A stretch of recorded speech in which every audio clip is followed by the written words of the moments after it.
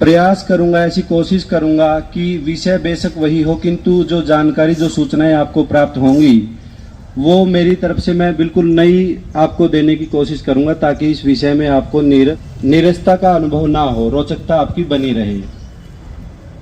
तो प्रिय विद्यार्थियों, प्राचीन काल से लेकर मध्यकाल के मध्य तक प्रत्येक सभ्यता, प्रत्येक राष्ट्र अपनी जरूरत की सभी वस्तुओं का उत्पादन अपने स्थानीय स्तर पर करता था, और उसके पश्चात जो अतिरिक्त उत्पादन कुछ बच जाता था उसको दूसरे देशों में भेज दिया जाता था, व्यापार कर लिया जाता था। व्यापार भी वस्तु विनिमय प्रणाली के द्वारा किया जाता था, जिसका अभिप्राय यह होता है कि हमारे पास जो अतिरिक्त वस्तु है वो हम किसी और देश को दे देते हैं, और जिस चीज की हमें जरूरत होती है वो दूसरे देश से हम ले लेते हैं। अर्थात उस समय तक आज की तरह अधिक जटिलताएं नहीं थी, लेकिन मध्यकाल के अंत तक और आधुनिक काल की शुरुआत में जब ब्रिटेन और यूरोप के बाकी देशों में औद्योगिक क्रांति की शुरुआत हुई, उसके पश्चात वहां पर उत्पादन के लिए बड़ी बड़ी मशीनों को स्थापित किया जाने लगा, और उन बड़ी बड़ी मशीनों के द्वारा भारी मात्रा में वस्तुओं का उत्पादन किया जाने लगा, और उस भारी मात्रा में किए गए उत्पादन का लाभ उन पश्चिमी देशों को तभी मिल सकता था। अमेरिका के देशों में अपने उपनिवेश खोजने प्रारंभ किए। उपनिवेश का अभिप्राय यही होता है कि कोई एक संपन्न राष्ट्र किसी दूसरे देश को अपना गुलाम बना लेता है, यानी कि यूरोप के देशों ने इन 3 क्षेत्रों में विशेष तौर पर अनेक देशों को अपना गुलाम या अपना उपनिवेश बनाया, और उसके पश्चात बड़ी बड़ी मशीनों के द्वारा किया गया अपना उत्पादन इन देशों की मंडियों में बेचना शुरू किया, और अपना सामान बेचने के लिए इन देशों के स्थानीय कारीगरों को धीरे धीरे नष्ट करना, हटाना शुरू कर दिया। कुछ घटनाएं ऐसी हुई इस उपनिवेशवाद के कारण, आपसी लालच के कारण यूरोप के ही बहुत सारे देश 2 गुटों में बंट गए। दोनों ही गुट यह चाहते थे कि उनके गुट के पास सबसे ज्यादा उपनिवेश रहे। उनमें से एक गुट में ब्रिटेन और मित्र देश थे, और दूसरे गुट में जर्मनी और उसके साथी भी थे। और इन 2 गुटों के बनने के पश्चात 2 विश्व युद्ध इस दुनिया ने देखे। पहला विश्व युद्ध 1914 से 1918 के बीच हुआ, और दूसरा विश्व युद्ध इसी उपनिवेशवाद को लेकर 1939 से लेकर 1945 तक हुआ। इन विश्व युद्धों में पूरी दुनिया ने भयंकर तबाही और भयंकर कत्लेआम देखा था, और दूसरे विश्व युद्ध में तो परमाणु बमों का इस्तेमाल तक इस दुनिया ने देख लिया था, जिसके कारण वो पश्चिम के देश जो उपनिवेशवाद को ही अपने स्वार्थ पूर्ति का साधन बनाए हुए थे, खुद उन्होंने, ताकि भविष्य में इस प्रकार के विकराल युद्ध ना हो, इस प्रकार का नियम अंतर्राष्ट्रीय स्तर पर बना दिया कि कोई भी देश किसी दूसरे देश को अपना उपनिवेश नहीं बना सकेगा। अर्थात कोई एक देश किसी दूसरे देश को अपना गुलाम नहीं बनाएगा। युद्ध के भय से उन्होंने ये नियम तो बना दिया, लेकिन उपनिवेशों से उनको जो भारी मात्रा में लाभ प्राप्त हो रहा था, उस लाभ को भी वो ऐसे ही जाने नहीं देना चाहते थे। और उस लाभ को बनाए रखने के लिए फिर पश्चिम के अमीर देशों ने एक दूसरा प्रोपेगेंडा खड़ा किया। उन्होंने अंतर्राष्ट्रीय स्तर पर बहुत सारे संगठनों की स्थापना की, जिनमें मुख्य रूप से विश्व व्यापार संगठन, जिसको हम WTO बोलते हैं, इंटरनेशनल मॉनिटरी फंड, जिसको हम IMF बोलते हैं, और वर्ल्ड बैंक, जिसको हम विश्व बैंक बोलते हैं। इन 3 संगठनों में मुख्य रूप से इस प्रकार की शर्तें बनाई जाती हैं कि पूरे दुनिया के वो देश जो इनके सदस्य बनते हैं अपने देश के कानूनों में इस प्रकार का बदलाव करें, या कुछ नए कानून इस प्रकार के बनाएं, ताकि पूरी दुनिया में वस्तुओं और सेवाओं का व्यापार निर्बाध गति से हो सके, वस्तुओं और सेवाओं का आवागमन बिल्कुल सहजता के साथ हो सके। और इन संगठनों में क्षेत्रीयता कितनी हावी है, अर्थात केवल पश्चिमी देशों का ही दबदबा है, वो इस बात से साबित होता है कि वर्ल्ड बैंक और IMF का जो प्रमुख होता है वो हमेशा अमेरिका या पश्चिमी यूरोप का, यानी कि अमीर देशों का व्यक्ति ही हो सकता है। और जब इन देशों ने उस समय यह नारा दिया कि अगर पूरी दुनिया में व्यापार सही तरीके से होगा तो पूरी दुनिया से भूखमरी और गरीबी मिटाने में सहायता मिलेगी, और भूखमरी गरीबी यदि मिट जाती है तो उसके पश्चात दुनिया में से लड़ाई झगड़े और अपराध अपने आप समाप्त हो जाएंगे। और इन लुभावने नारों को देखकर तीसरी दुनिया के विकासशील और गरीब देश भी इन संगठनों के सदस्य बने, लेकिन इन संगठनों के सदस्य बनने के पश्चात इनकी शर्तों को तो उन देशों ने स्वीकार कर लिया, लेकिन पश्चिम के देश क्योंकि तकनीकी रूप से बहुत एक्सपर्ट थे, उनके सामने तीसरी दुनिया के देश अपने उत्पादों को नहीं टिका सके। यानी कि पश्चिम के देशों का पलड़ा इन अंतर्राष्ट्रीय संगठनों की शर्तों के कारण भी भारी बना रहा, और उपनिवेशों से जो लाभ वो उस समय ले रहे थे इन संगठनों के कारण आज भी वो पश्चिम के देश अपना लाभ ज्यों की त्यों बनाए हुए हैं। फिर प्रश्न ये खड़ा होता है कि इस प्रकार के प्रोपेगेंडा का क्या कोई समाधान नहीं है? क्या इनका कोई भी उपचार कोई देश नहीं कर सकता? क्या इनकी सदस्यता को छोड़ा नहीं जा सकता? बिल्कुल, इनकी संगठनों की शर्तों में ही एक नियम यह भी है कि कोई भी देश केवल 6 माह का नोटिस देकर इनकी सदस्यता को छोड़ सकता है, लेकिन उससे दुविधा ये पैदा होती है कि जब गरीब और विकासशील देशों को आर्थिक सहायता की जरूरत होती है, फिर उन देशों को IMF और वर्ल्ड बैंक से कर्जा लेना पड़ता है, और IMF और वर्ल्ड बैंक तब तक उनको कर्जा नहीं देते जब तक वो इन संगठनों के सदस्य ना बने, इन संगठनों की शर्तों और कानूनों को ना माने।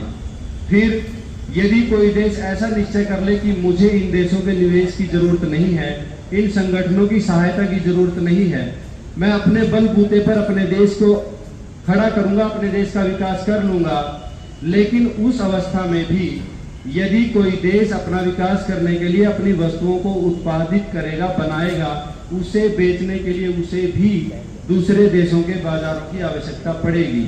और यदि कोई देश इन संगठनों का सदस्य नहीं है तो उसके उत्पादों को दुनिया के दूसरे देशों के बाजारों में पहुंचने ही नहीं दिया जाएगा, क्योंकि ऐसा संभव नहीं होता बच्चों कि आप किसी दूसरे देश के बाजार में अपना सामान बेच रहे हैं और आप अपने देश में उस देश के सामान को प्रतिबंधित कर दें। ऐसा नहीं हो सकता। कि अमेरिका जो दुनिया का एक संपन्न देश है, एक शक्तिशाली देश है, भारत के ऊपर इस प्रकार का दबाव बना रहा था कि भारत अपने बाजार को उसके डेयरी उत्पादों के लिए खोले, उसकी GM क्रॉप्स के लिए खोले। GM क्रॉप्स वो फसलें होती हैं बच्चों जो लंबे समय तक खराब नहीं होती, लेकिन भारत का किसान क्योंकि इतना तकनीकी रूप से संपन्न नहीं है, वो अमेरिका के किसानों के उत्पादों का मुकाबला नहीं कर सकता था। इसलिए अपने देश के डेयरी संचालकों और किसानों के हितों को देखते हुए भारत सरकार ने अमेरिका का यह प्रस्ताव स्वीकार नहीं किया। तो बदले में क्या हुआ? बदले में अमेरिका ने वही नियम अपनाया कि यदि तुम मेरे सामान को अपने देश के बाजार में नहीं पहुंचने देना चाहते तो भारत भी अपना सामान अमेरिका के बाजार में नहीं बेच सकता। और दंडात्मक परिणाम स्वरूप अमेरिका ने भारत के ऊपर 50% टैरिफ लगा दिया था। इसकी चर्चा हमने पहले की थी, और उस टैरिफ के प्रतिकार के लिए हमने बहुत सारे देशों के साथ फिर मुक्त व्यापार के समझौते किए।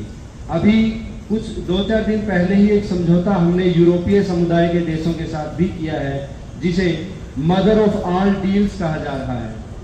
यानी कि उसमें भी उतने ही लाभ और फायदे गिनवाए जा रहे हैं, लेकिन ये तो भविष्य में देखा जाएगा बच्चों कि हमें उसका कितना फायदा होता है।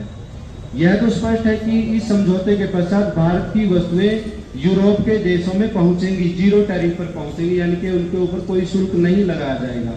लेकिन यह भी कड़वा सत्य है बच्चों कि यूरोप की हजारों कंपनियां फिर भारत के बाजार में भी प्रवेश करेंगी। भारत उनको किसी भी तरह से नहीं रोक सकता। उसका एक ही उपाय है बच्चों कि अंतर्राष्ट्रीय संगठनों की जो शर्तें होती हैं, जैसे कि मैंने कहा, वो देशों के ऊपर लागू होती हैं, सरकारों के ऊपर लागू होती हैं, नागरिकों के ऊपर लागू नहीं होती। ये हमारे विवेक पर निर्भर करता है कि हम अपने बाजार में से अपने देश की वस्तुओं को चुनें, ताकि उन देशों का अनावश्यक प्रतिबंध या फोर्स हमें ना झेलना पड़े। लेकिन कहने में तो बच्चों ये बात बड़ी सहज लगती है कि हम उन देशों की वस्तुओं को नहीं खरीदेंगे और अपने देश की वस्तुओं को खरीद लेंगे, लेकिन क्या वास्तव में उतना आसान है? उतना आसान वास्तव में नहीं है बच्चों, क्योंकि विदेशी कंपनियां अपनी विज्ञापनबाजी के कारण हमारे दिमाग को अपने नियंत्रण में कर लेती हैं।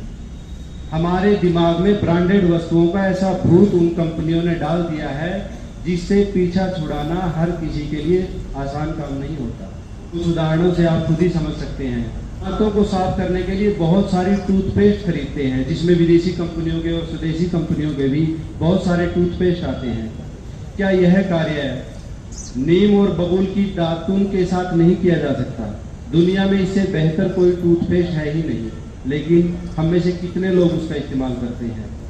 दूसरा, आप कितना भी तकनीकी कार्य करते हो, 10, 12 या 15 हज़ार के मोबाइल में बड़ी आसानी से उस काम को आप कर सकते हैं, लेकिन फिर भी हमारे ऊपर एप्पल के मोबाइल का भूत क्यों सवार होता है? इसी प्रकार किसी भी स्थानीय इकाई के आप अगर जूते खरीदें, 2 साल 3 साल आराम से निकाल देते हैं, फिर एडिडास और नाइक के जूतों को खरीदने का भूत हमारे ऊपर क्यों रहता है? इसीलिए रहता है बच्चों, क्योंकि विज्ञापनबाजी के कारण इन बहुराष्ट्रीय कंपनियों ने हमारे दिमाग को नियंत्रित कर लिया है।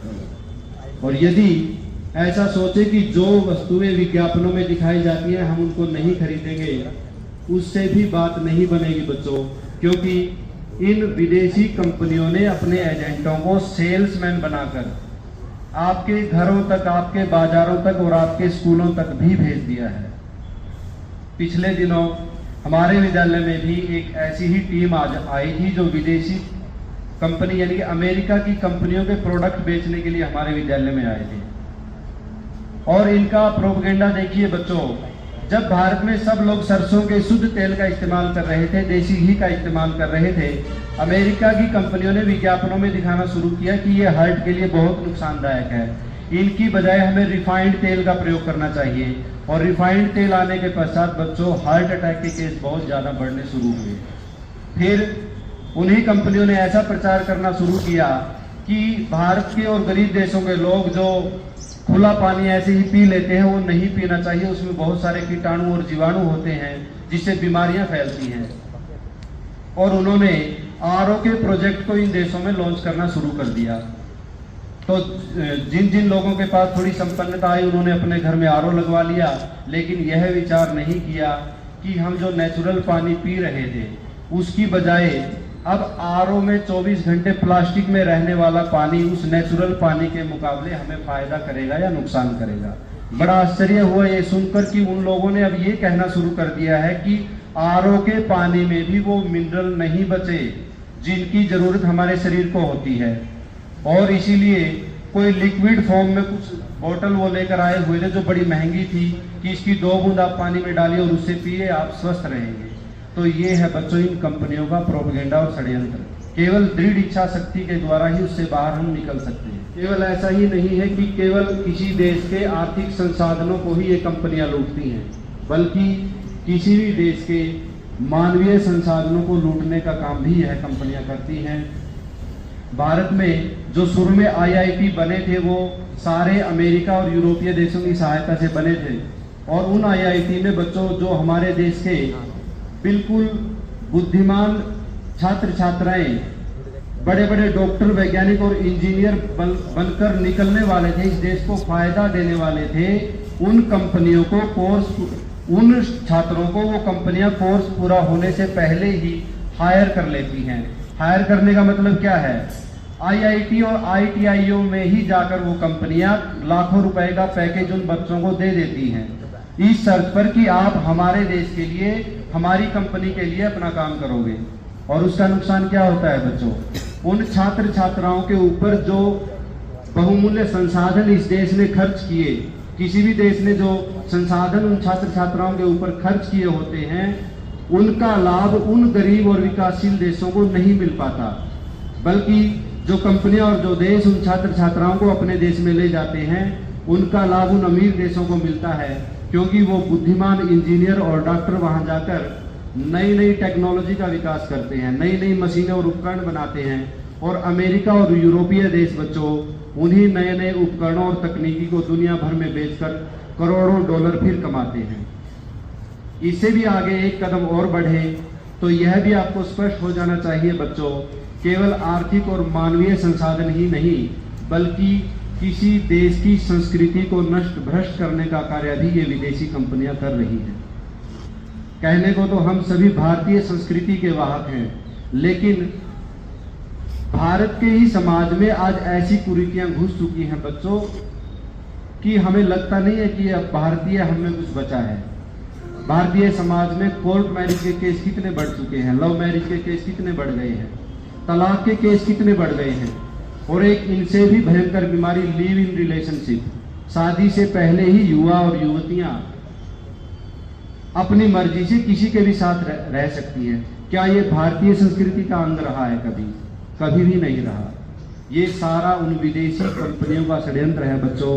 यानी कि किसी भी बिंदु पर अगर हम चर्चा करें तो वो विदेशी कंपनियां आर्थिक संसाधनों को लूट रही हैं, मानवीय संसाधनों को लूट रही हैं, अपनी भौतिकतावादी पश्चिमी संस्कृति हमारी भारतीय संस्कृति के ऊपर थोप रही हैं। इनसे बचने का केवल और केवल एक ही उपाय है बच्चों, वो है दृढ़ इच्छा शक्ति और दृढ़ प्रतिज्ञा लेना कि हम किसी भी तरह से इन विदेशी कंपनियों के चंगुल में नहीं फंसेंगे।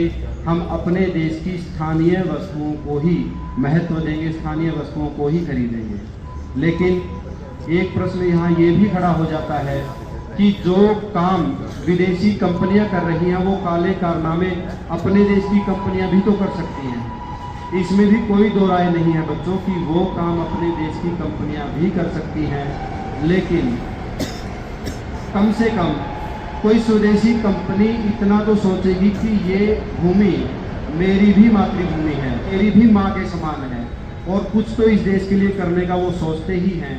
जैसे कि इतिहास में हमने भामाशाह का किस्सा पढ़ा है। अगर दानवीर भामाशाह जैसे पूंजीपति उस समय ना होते तो संभवतः महाराणा प्रताप अपनी लड़ाई को आगे ना बढ़ा पाते। और इसी प्रकार का एक उदाहरण हमें 1965 के भारत और पाकिस्तान युद्ध में भी देखने को मिला, जब भारत में पूंजीपतियों का एक समूह होता है बच्चों, उसको बोलते हैं फिक्की, FICCI।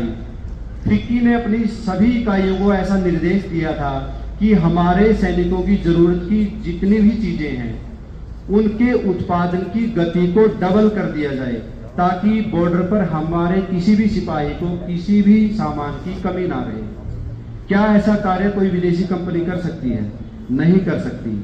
फिर भी यदि आपको लगता है कि इन कंपनियों से भी हमें खतरा है, तो आप बिल्कुल स्थानीय और लोकल स्तर पर पैदा की जाने वाली वस्तुओं को खरीदें, तो वो समस्या भी अपने आप समाप्त हो जाएगी। दुविधाओं का केवल एक ही समाधान है बच्चों, वो है कि हम स्वदेशी को अपनाएं और विदेशी कंपनियों का बहिष्कार करें। स्वदेशी के मुद्दे को फिर आप अपने आचरण, अपने व्यवहार में उतारें, तभी हम इस देश को दोबारा फिर विश्व गुरु और सोने की चिड़िया जैसी उपाधियों से विभूषित कर सकते हैं। अन्यथा आज के भौतिकतावादी और आधुनिक युग में इन कंपनियों के षड्यंत्रों से बचने का किसी भी देश के पास कोई समाधान नहीं है। मैं यहाँ अपनी बात को समाप्त कर रहा हूँ, लेकिन